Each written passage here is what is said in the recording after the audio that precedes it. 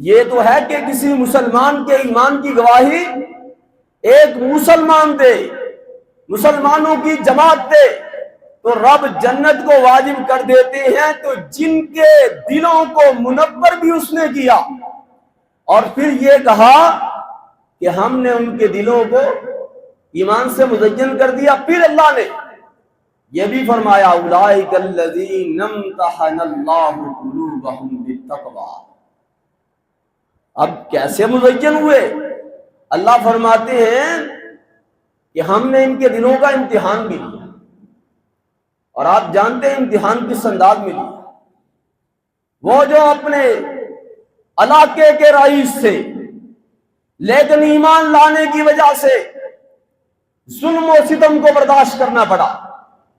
آپ جانتے ہیں نا اہل توحید کے ساتھ کس طرح کے رویے اختیار کیے جاتے ہیں، تضحیک امیز رویوں کو برداشت کرنا پڑتا ہے، بعض اوقات مار بھی کھانی پڑتی ہے، اور یہ کھائی وہ بڑے بڑے رئیس اپنے علاقے کے، وہ جناب ابو بکر ہو یا عمر ہو، وہ عثمان ہو یا علی ہو، وہ دیگر صحابہ کرام ہو جو سابقون الاولون میں سے ہیں، جنہیں اپنا گھر بار تک چھوڑنا پڑا، اور بند کمرے میں بیٹھ کے صحابہ پہ تنقید کرنا تو آسان ہے، بند کمرے میں بیٹھ کے صحابہ کی پگڑیاں اچھالنا تو آسان ہے، لیکن وہ صحابہ کرام جنہوں نے کفر کی آنکھوں میں آنکھیں ڈالی اور کسی طرح کی پریشانی، کسی طرح کی تکلیف کو انہوں نے کچھ بھی نہیں سمجھا، ہر تکلیف کا ڈٹ کے مقابلہ کیا۔ اب دیکھیے اپنے گھر بار کو چھوڑ دینا اللہ کے دین کے لیے کتنا بڑا عمل ہے جو صحابہ کرام نے کیا۔ میرے آقا فرماتے ہیں کچھ اعمال ایسے ہیں جن کی وجہ سے رب تعالیٰ انسان کا گناہوں کا کھاتا ہی صاف کر دیتے ہیں۔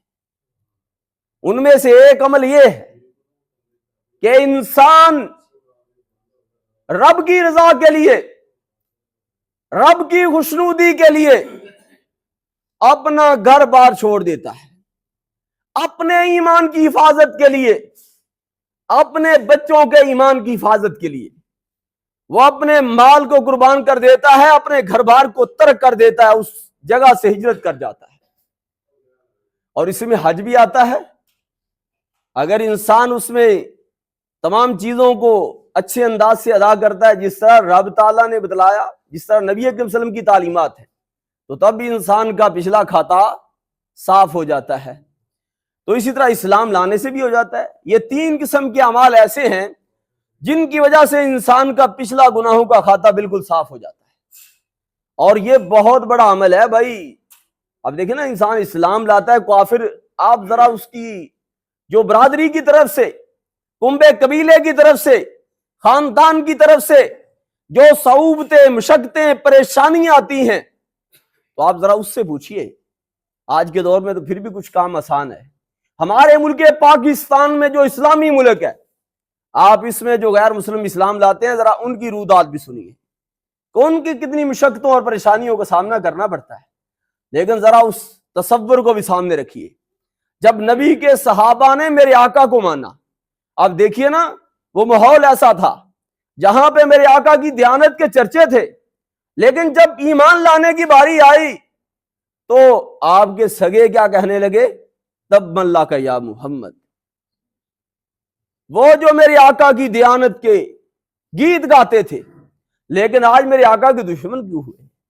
اور جنہوں نے مانا انہوں نے اپنا گھر بر لٹایا، انہوں نے اپنی چدراہٹ کو قربان کیا، سب کچھ چھوڑ دیا اسلام کی خاطر۔ پہلی بات جس سے ان کے گناہوں کا کھاتا صاف ہو گیا، اور دوسری چیز کیا ہے کہ پھر رب کے حکم کو سامنے رکھتے ہوئے اس علاقے کو بھی چھوڑ دیا۔ اب صحابہ نے یہ دو عمل کیے ہیں نا، تیسرا عمل میرے آقا کے ساتھ آخر میں بھی کیا ہے۔ اور دیکھیے یہ صحابہ کرام ہیں، ایمان لائے، اللہ فرماتے ہیں ہم نے ان کے ایمان کا کیا لیا؟ امتحان لیا نا۔ آپ دیکھیں گے وہ امتحان کس انداز میں ہے کہ صحابہ وہ کس انداز میں صعوبتیں، پریشانی، دکھ، تکلیفیں کافروں کی طرف سے بھی انہوں نے برداشت کیے۔ اور پھر اپنے علاقے کو ترک کر دیا. اور پھر جب مدینے میں آئے، اب اولون مہاجرین ہے یہ، اور انصار کا کتنا بڑا جگرا ہے، اپنا مال کسی پہ نشاور کر دینا بڑا مشکل ہوتا ہے. چند سو تو بندہ لگا ہی دیتا ہے، لیکن بعض اوقات یہ بھی انسان کے لیے پریشانی کا باعث بن جاتا ہے. لیکن صحابہ کرام نے اپنی آدھی آدھی جائیدادوں کی آفر کی ہے، ہم سے لے لے بھائی، کوئی مسئلہ نہیں ہے.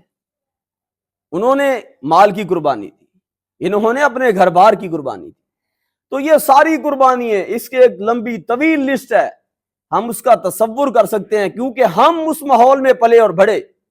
جو ماحول ہمیں ہمارے گھر میں اسلام نے دیا اور ہم نے اسلامی ماحول میں بڑے ہوئے.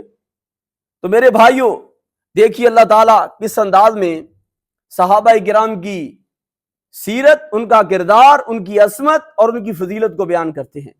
اللہ فرماتے ہیں محمد الرسول اللہ والذین معہ اشداء علی الکفار رحماء بینہم. لوگ کہتے ہیں فلاں فلاں موقع پہ فلاں فلاں ہوا، اور بھائی ٹھیک ہے، بھائیوں میں بڑی باتیں ہو جاتی ہیں، خاندان میں بڑی باتیں ہو جاتی ہیں، جھگڑے ہو جاتے ہیں، لیکن اہل سنت والجماعت کا موقف یہ ہے، ہمارے اسلاف نے ہمیں یہ بات بتلائی، سکھلائی، کتابوں میں لکھی کہ صحابہ کرام کے درمیان جو لڑائی ہوئی یا جھگڑا ہوا یا کسی مقام پہ کوئی کمی زیادتی ہو گئی تو ہمیں اسے زیر باس نہیں لانا چاہیے. مشاجرات صحابہ میں ہمیں اپنی زبان کو بند رکھنا چاہیے.